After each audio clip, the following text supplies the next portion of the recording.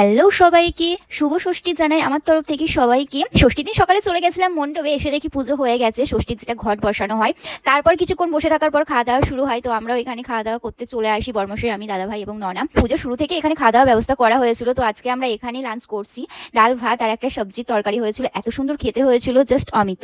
তো আমরা খাওয়া দাওয়া করে সোজা বাড়ি চলে গেছিলাম। তারপর নাইটে এই যে বেরিয়ে পড়েছি বৃষ্টির মাঝে। এত বৃষ্টি হয়েছে, বাপরে বাপ, পুরো ভিজে গেছি, তাও কিন্তু ঠাকুর দেখতে যাওয়া ছাড়িনি। সো এখানে এসে পৌঁছে গেছে আর সবাই চলে এসেছে, অনেক মজা হচ্ছে। এখন মায়ের আরতি পুজো হচ্ছে, তো আমরা সবাই এখানে বসে বসে দেখছিলাম, খুব ভালো লাগছিল।